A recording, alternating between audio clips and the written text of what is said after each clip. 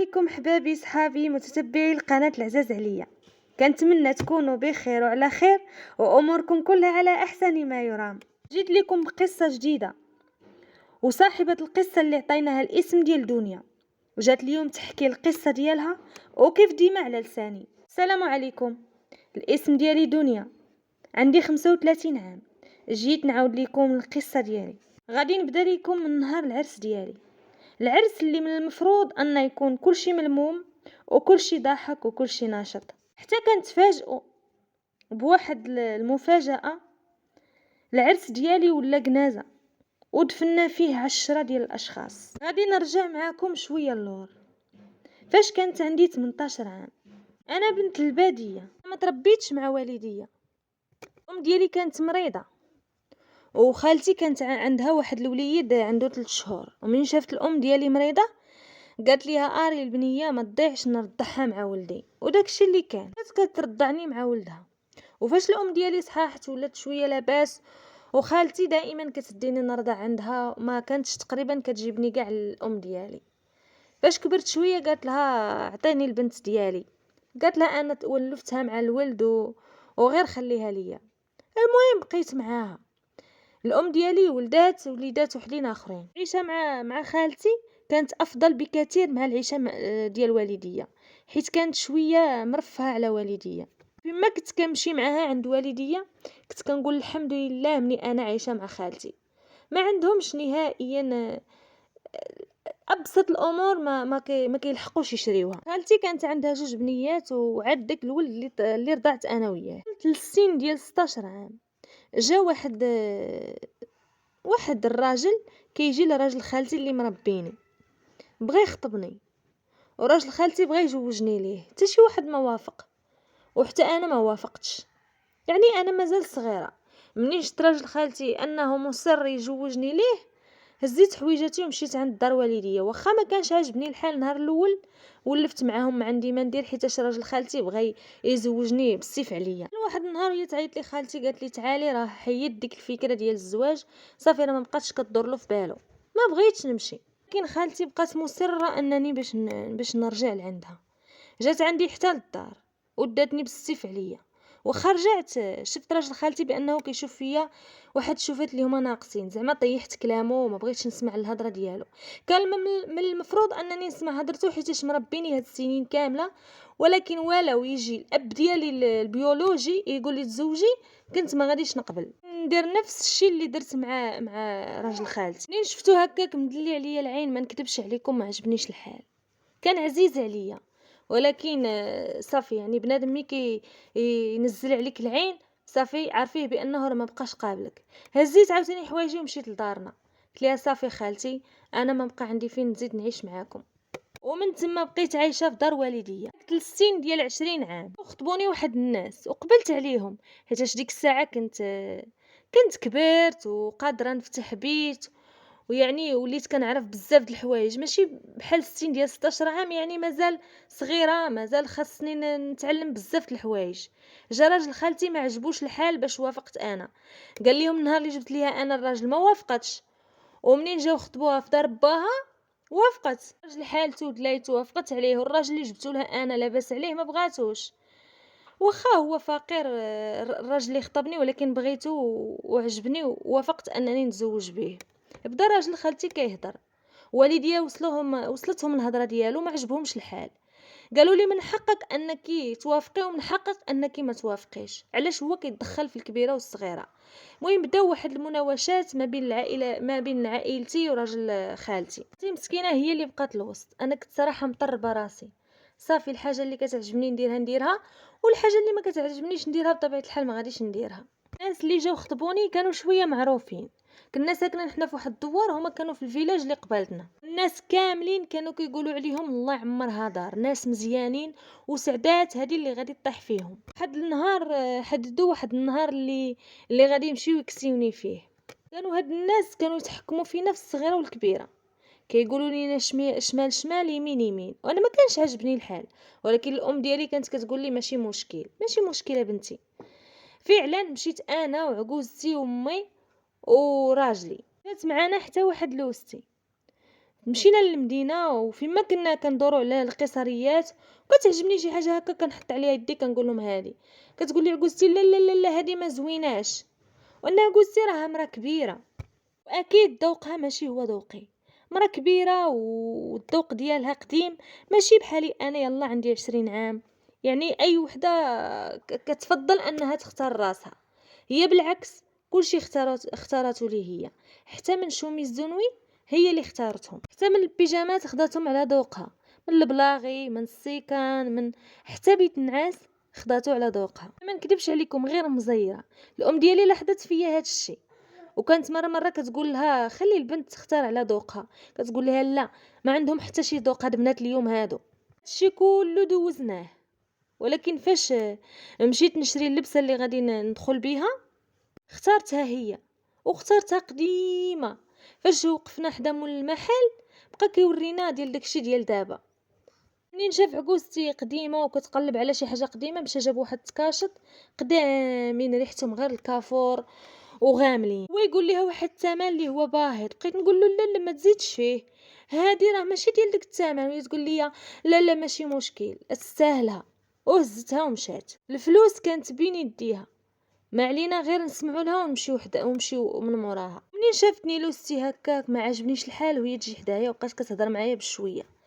قالت لي ما يبقاش فيك الحال، ما تديش عليها وماشي مشكل دابا الا شرات لك هذا الشيء وهي عند بالها راه كتشري لك داك الشيء اخر ما كاين. ها انت فاش تزوجي مع راجلك ماشي مشكل هادو عدي بيهم، وفاش تزوجي ديك الساعه راجلك غيبقى يشري لك اللي بغيتي. سمعت الكلام لوستي واخا حسيت بها انها غير كترطبني.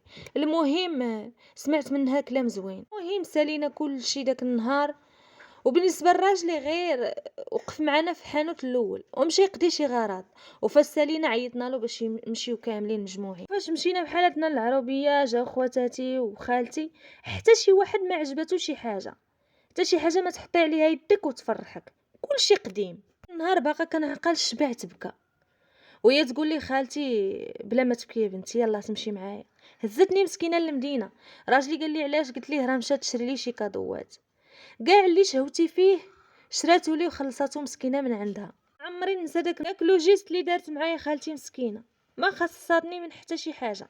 هي اصلا مسكينه كانت كتهلا فيا حتى ملي كنت عايشه معاها. جا نهار العرس اللي كلشي كان كيتسناه. الدار عندنا كبيره في العروبيه، كنا ساكنين في دار الوراثه. تعرفوا ديك الديور اللي كيكونوا البيوت مفرقين وكاينه واحد المراح قدو قداش يجري فيه الخيل. جبنا واحد الخيمه وبناوها قدام الباب وبناوها في وسط الدار. راكم عارفين العربيه فاش كيكون شي حفله ولا شي عرس كيعرضوا على كل شيء، حتى من الدواور المجاورين ديال داك الدوار كاملين كيجيو. المهم داك النهار قيا النهار كامل ديال العرس. كان اصلا الصيف، كانت الدار عامره، الكراسه على برا، الكراسه في الخيمه، الكراسه في البيوت، الكراسه فيما مشيتي كتلقايهم. 12 ونص ديال النهار، وكانت معايا انا النقافه، منها نقافه منها نقاشه منها كوافوره منها كلشي. تقول لي واش موجوده باش تخرجي؟ قلت ليها موجوده. عمري ما نسى ديك الهضره اللي قالت لي اعيد بك من كلمات الله التامات من شر ما خلق. قالت لي تبارك الله عليك طلعتي فنه فنه فنه، ما عمري ما صوبت لشي وحده وطلعت بحالك. المهم بدات كتقرا عليا شي ايات وشي. قالت لي باش ما تصيبكش العين، حنا خارجين حتى كنسمعوا الغوات شي كيجري من هنا شي كيجري من هنا، ما بقيت فاهمه والو. قالت لي رجعي نمشي نشوف شنو كاين. مشات وجات كتسبق قالت لي يلا نحاولوا نخرجوا. قلت لها اش كاين؟ قالت لي الدار كامله كتحرق، الخيمه كامله شاعله فيها العافيه. ما نكذبش عليكم بديت كامله كنترجف وكنقول لها شنو كاين كيفاش تقولي شعل هاد العافيه. غير كتجرني من يدي، كنقول لها رانا غادي نطيح مع كنت لابسه واحد الطالون. قالت لي حيدي الطالون باش نقدروا نهربوا. الخرجه اللي خرجت من البيت ووقفت في المرح كانت تفاجئ بالعوافي من الفوق ومن التحت، مع البيوت كاملين مسقفن بالقوايز، دوك العمده اللي كيديروا بهم في السقف، العود اللي كيديروا ديك الضاله هما تيديروا ديك القوايز. المهم البيوت كاملين خارجه منهم اللهيب ديال العافيه، كلشي عامر بالعوافي، حتى من الباب اللي غادي نخرجوا منه فيه العافيه. كلشي كيغوت وكلشي كيطلب النجده. كيفاش شعلت هاد العافيه وعلاش؟ حنا كما كتعرفوا في العربيه كنحطبوا دوك العواد، نحطوه نبقاو ندوروه على الدار كامله، كنبقاو نطيبوه اما على الفرنه ولا على الفران اللي كيحميو به باش كيخبزوا الخبز. المهم كنستعملوه لكلشي. جبنا العواد بكميه كثيره حيت عارفه العرس تابعنا وغادي نحتاجوه، وهذوك العواد هما اللي ساهموا ان العافيه تنتشر بواحد الوتيره اللي هي كبيره. العافيه بدات من برا من حدا الخيمه، حيتاش باب ديال الدار مقابل مع الخيمه، هي بدات من تماك. فاش بدات شدت في الباب ديال برا، يعني صعيب علينا نخرجوا ومن بينهم انا. بدينا هذوك اللي برا قدروا انهم يهربوا، لكن اللي داخل صعيب عليهم بزاف يخرجوا. بدينا كنعيطوا لسيدي ربي وكنطلبوا النجده، نشوفوا في السماء وتنقول له يا ربي حبيبي الا ما حن علينا. كنت متاكده بانني غادي ننجى منها الحمد لله. داو الناس كيطفيو العافيه حيت حنا كنا زاقين الماء بكميه كثيره، حيت عندنا العرس عندنا الماء بكثره، ولكن الاغلبيه كان عندنا لداخل. الجيران مساكن كاملين عاونونا، مشاو لديورهم، مشاو كيسبقوا جابوا الماء وبداو كيطفيو فيها. مساكن نجحوا طفاوها، ولكن ما طفاوها حتى كان قلبي انا غادي يسكت عليا. كل شيء تحرق وكل شيء تدمر، الدار كامله طاحت فتات بالحكم من ان الدار ديالنا هذيك اللي قلت لكم دايره بالبيوت د المقدار، وحداها الدار ديال الياجور، ماشي دار ولكن غير واحد جوج بيوته. الدار د المقدار كامله تقريبا تحرقات، وديك جوج بيوت د المقدار ديال الطوبيه مشى بيت كامل، يعني تحرق كامل، بقى غير واحد. وكامل خسائر ماديه، اما الخسائر البشريه ماتوا 10 الاشخاص. كانت من بينهم واحد المراه كبيره مسكينه ما قدرتش تنوض الخيمه برا. الناس اللي بصحيحتهم هربوا، ولكن هي مسكينه مع مراه كبيره ما قدراتش وتحرقات في بلاصتها. كيعاودوا انها كانت لابسه واحد القفطان ديال النيلو، هو اللي ساعد العافيه باش تشد فيها دغيا مسكينه حرقاتها، ما جات مسكينه تنوض حتى كيعاودوا هما فوق الكرسي ديالها تحرقات. بالنسبه ل9 ديال الاشخاص اللي بقاو كاملين كانوا لداخل في الدار، وكاملين مساكن تحرقوا. العرس ديالي تحول لجنازه، دوار مساكن كلهم ولينا فاجعه كبيره اللي عمر شي حاجه ما وقعت عندنا في الدوار حتى وقعت هذاك النهار ديال عرسي. انا مشيت لدار راجلي، والديا مشاو لدار خالتي حيت ما بقى لهم فين يسكنوا. بدات الهضره كدور، وسمعت بان عجوزتي هي كانت السبب في ديك الحريقه. صراحه ما تيقناش بان عجوزتي هي السبب. واحد الدري صغير بقى كيعاود لهم، قال لهم انها كانت كتكمل كارو، وانا تصدمت. كيفاش حماتي كتكمل كارو؟ حماتي مرا موقره، كدير الفولار، كدير يعني ماشي شي وحده اللي هي باينه فيها كتكمل كارو. قال لك لا والو، شافها كتكمي هرماتو في ديك الجهه اللي شعلت فيها اول مره العافيه. فاش شعلت في ديك العواد طلعت نيشه للخيمه وشبكت العافيه. المهم هادشي اللي كنا كنسمعوا ديك الفتره. حنا اكيد ما تيقناش، قلنا راه دري صغير يمكن عار جابها من راسو. بدات كتجي ايام وتمشيان، وبداو مساكن والديا كيعاودوا يبنيو ديك الدار. غير داك البيت اللي بقى لهم من المقدار من الطوبيه هو اللي مساكن داروا حداه شي بيت داروه كوزينه، وبيت يجلسوا فيه هكا، وديك البيت اللي بقى محروق بقى هكاك. بديت انا كنتحسر على والديا مساكن اللي كانت الدار قداش يحرك فيها عود، ما بقاو مساكن يلقاو فين يتسعوا. بداو عائله راجلي كيقولوا لي انك انتي منحوسه، دخلتي على والديك بهذا الزواج هذا غير بالكحط والنحط، بحال لي انا اللي حرقتها لهم. انا ما كنتسوقش نهائيا لهضرتهم، نخليهم كيهضروا كيقولوا اللي بغاو. بدات كتمشي ايام وتجي. بديت كنعاني مع عجوزتي اللي كانت كتحكم ليا في الكبيره والصغيره، وحتى في اللبس ديالي، هذه تلبسيها وهذه ما تلبسيهاش. والنهار اللي خرجت مع راجلي بلا ما يقولها لها كانت كتشعل فيها العافيه، كتجبد لينا الصداع مع بعضياتنا دائما. وحتى من داك اللبس اللي كانت كتختار لي هي كنت كنلبسو، صافي كنرضخ لها الاوامر ديالها غير باش ما تبقاش تمرضني في راسي. دوك الحوايج اللي شرات ليا راه كنت كنلبسهم غير ملي كنكون جاي غادا عندها ولا هي جايه عندي. اما ملي كنكون في داري بوحدي كنلبس داكشي اللي شرات لي خالتي اولا اللي شراو لي والديا. واحد النهار وهي تسولني قالت لي علاش ملي كتكوني جايه عندي كتلبسي الحوايج اللي شريت لك، وملي كتكوني في دارك كتلبسي الحوايج اللي شرات لك خالتك ولا امك ولا الله اعلم. قلت ليها وفين شفتيني؟ انا عندي عادي كنلبس حويجاتي كاملين بحال ربما نكون بالصدفه كنلبس الحوايج اللي شريتي لي. انا ما كنلاحظش نهائيا صراحه، كنت كنشك في راجلي انه هو اللي كان كيوصل ليها، مع العلم انني مفاهمه مع راجلي ومتاويه انا وياه، زعما ما خاصنا حتى شي خير. نقول كيفاش هي كي كدير تعرفني بانني انا كنلبس الحوايج اللي شرات لي خالتي، وملي كنكون غادا عندها كنلبس الحوايج ديالها.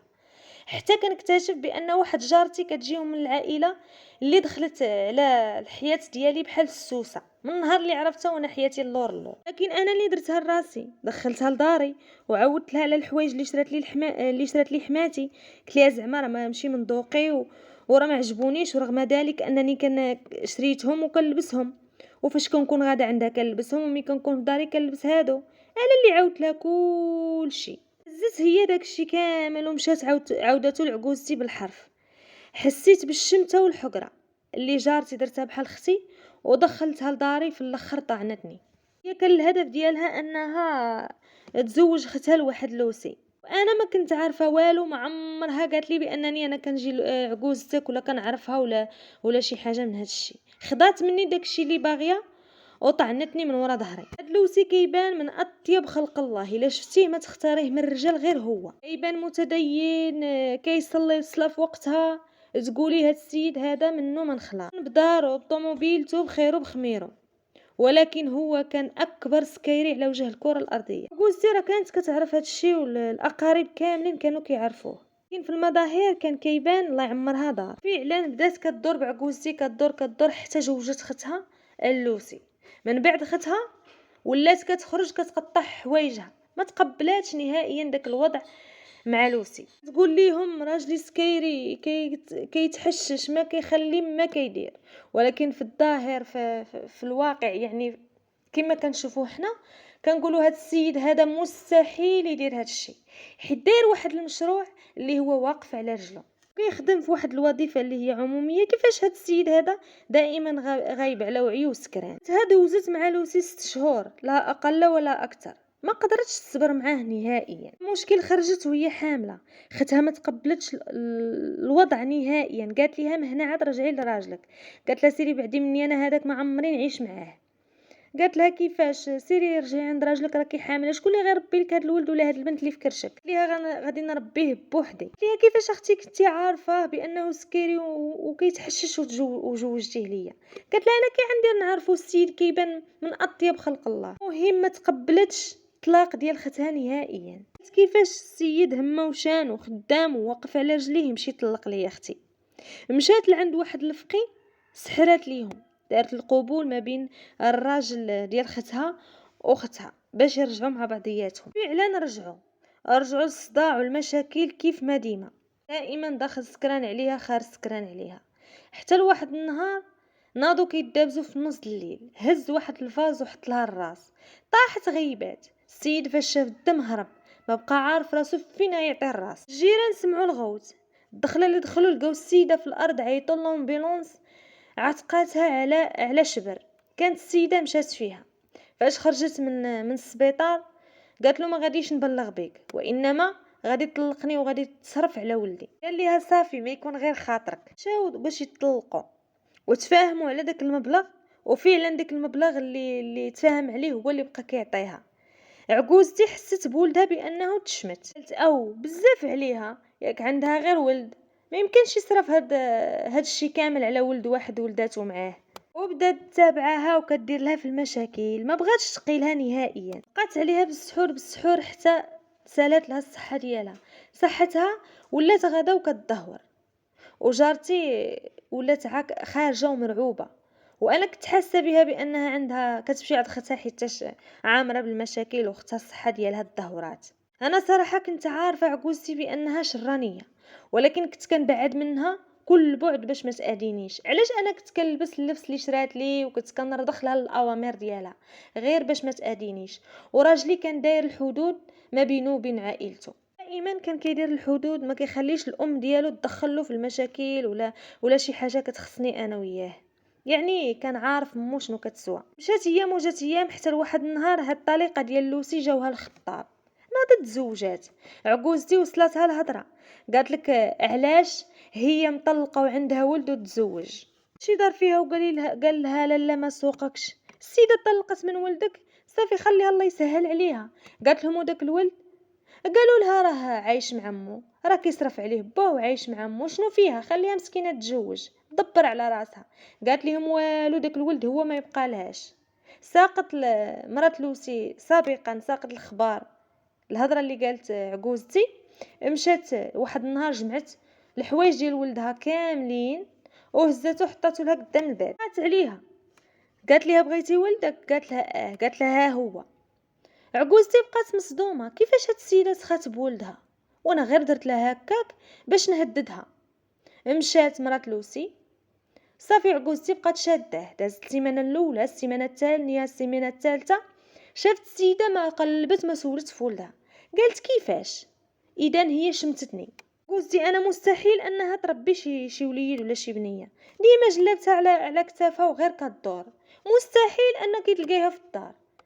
واحد النهار جات عندي قالت لي شوفي هضري مع جارتك تهضر مع اختها تجي تدي ولدها، راه ما كاين عسله ليل لا نهار. فعلا انا مشيت هضرت مع جارتي، مشات قالتها لاختها، قالت لها بغاتو خليه ليها نوريها تقول لك انا غطلعني وتنزلني في المحاكم، انا غادي نوريها. المهم صبرات ودارت سما على قلبها. دازت شهر وهي تجي عجوزتي كتطلب وترغب كتقول لها انا مزوقه فيك غير شدي ولدك، ما بغيت منك حتى شي حاجه. باقي تقولي انك غتوقفيني في المحاكم على قبل ولدي؟ قالت لها والله ما ناديك ولا ناديك، هاكي ولدك والله يسامح لك فيه. فعلا كانت هذيك اخر نهار تقلب على مرات لوسي، عادات منها للابد. مشات ديك المراه هزت وليدها ومشات عاشت حياتها. واحد النهار انا كنت غادا مسخره ودايزه من حدا الدار ديال عجوزتي، قلت بما انني دايزه من حدا الدار ديال عجوزتي كانوا عندها واحد لما عند ديالي، قلت ندوز ناخذهم ونمشي. مشيت دقيت لقيت الباب مشقوقه يعني محلوله واحد شويه. دخلت بقيت كندق ما سمعني حتى شي حد، قلت راه ندخل. دخلت دزت لهاد البيت والو، حتى كنتفاجئ بعجوزتي جالسه في البالكون وشاده الكارو كتكمي. صراحه انا تصدمت وهي تصدمت. ديت داك الكارو الماء رماتو في الزنقه وناضت كتسلم عليا وهي ساده فمها زعما باش ما نشمش الريحه ديال الكارو. ولكن للاسف كانت الدار كتعطعط بريحه الكارو وداك البالكون اللي كانت جالسه فيه. كانت اول مره نعرف عجوزتي انها كتكمي وشتها بعيني. سنين ديال الزواج اول مره غنكتشف عليها هادشي هذا. وانا نتذكر ديك الهضره اللي قالنا ديك الدري الصغير وما تيقناهش. نهار عرسي كانت كتكمي عجوزتي ولاحت البنت هاد الكارو هي باش شعلت العافيه. ما كذبش عليكم بقيت غير كنشوف فيها ومصدومه.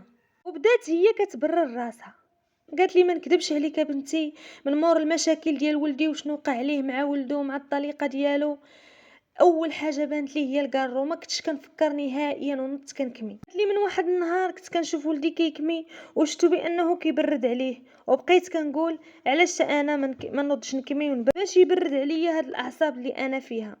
وما نكذبش عليك بنتي، من النهار اللي بديت كنكميه ما بقيتش قادره انني نقطعه. عمري يا بنتي ما جربت هاد العجب ولا جربته، وهانتي كتشوفي هاد المصيبه اللي طحت فيها. غير ستريني يا بنتي ستريني، لا لقيتي ما تستري.